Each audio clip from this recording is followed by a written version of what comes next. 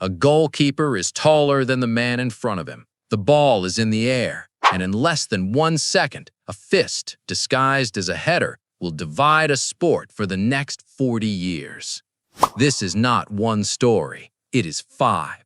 5 decisions made in 5 different decades by 5 different officials, each one certain they were right, and each one wrong in a way that changed football forever.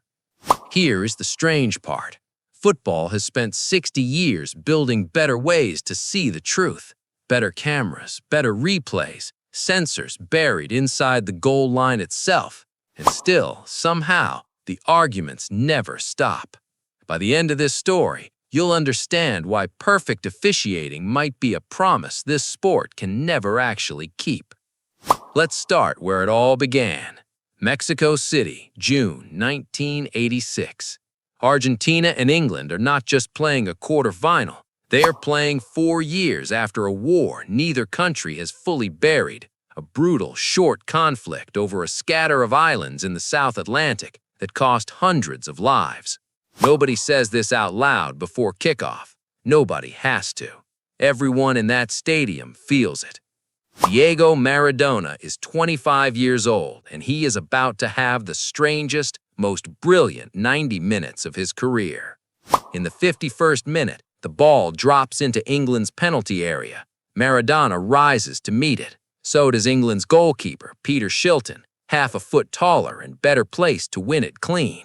What happens next takes less than a second. Maradona's fist, hidden behind his own head, punches the ball past Shilton and into the net. The referee doesn't see it. His assistant doesn't see it. In 1986, that's the end of the discussion. No review, no second look. The goal stands, and England's players can only surround the referee and point at nothing because the moment is already gone. Maradona later gave it a name, almost daring you to forgive him for it: the Hand of God. Argentina won that match, and weeks later they were world champions. England went home carrying a grievance that never fully faded. But here's the question worth sitting with. If a stadium full of people and a trained referee standing meters away can miss something that obvious, what happens when the stakes are just as high and the officials are just as human again? 24 years pass. South Africa, 2010. England are once again up against Germany, this time trailing 2-0 in the round of 16 and fighting to survive. Frank Lampard strikes a shot that crashes off the crossbar, hits the ground clearly inside the goal, and spins back out.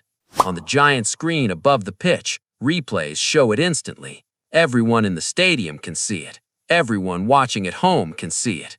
The referee and his assistant are the only 2 people in South Africa who don't award it. No goal. Germany go on to win 4-1. This time, the outrage isn't just emotional, it's mathematical.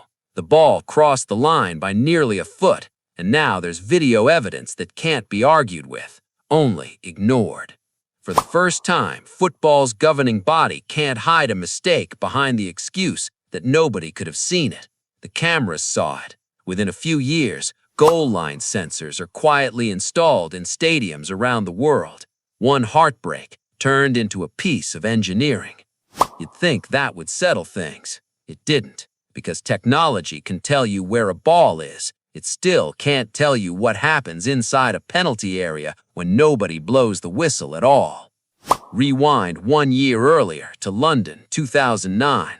Chelsea are hosting Barcelona in a Champions League semi-final, defending a slim lead against one of the greatest teams ever built. And through 90 minutes, Chelsea appeal for penalty after penalty. Moments that replayed today still look like clear fouls inside the box. The referee, a Norwegian official named Tom Henning Ovrebo, waves every single one away. Didier Drogba doesn't need words. He drops to his knees after the final whistle and screams into the London night, arms outstretched, disbelief written across his face. Michael Ballack chases the referee off the pitch, still shouting.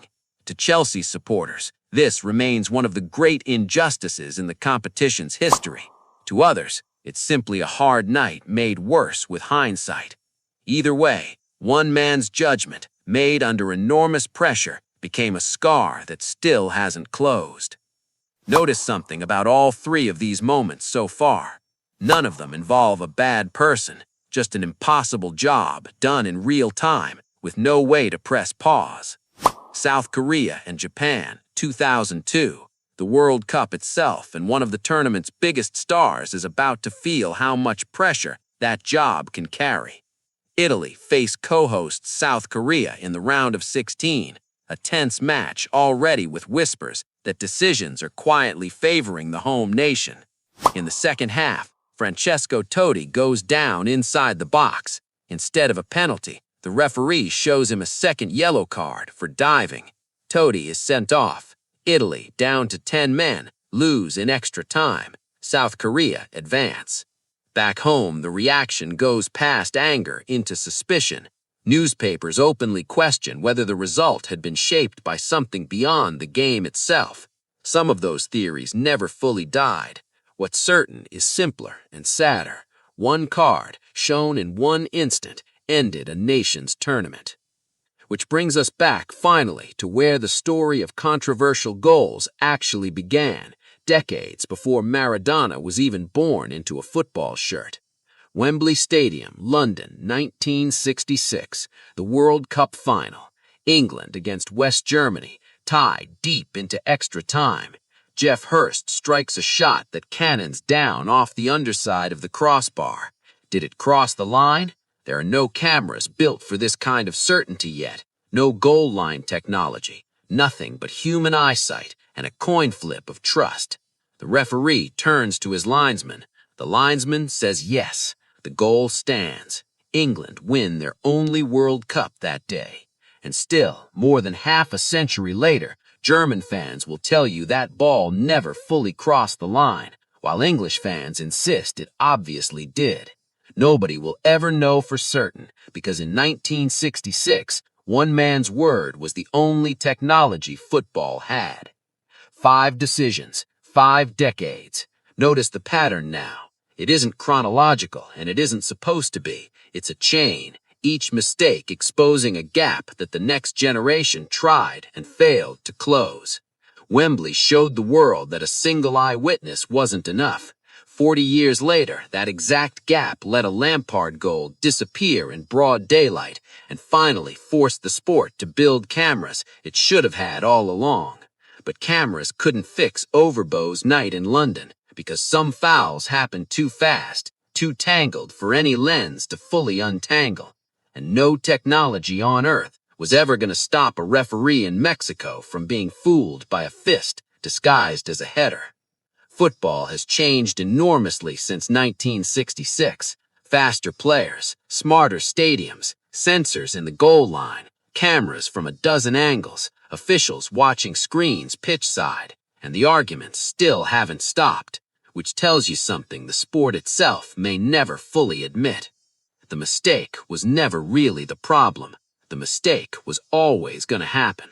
What makes football unbearable and unforgettable is that we all watched it happen together in real time with nowhere to hide and no way to take it back.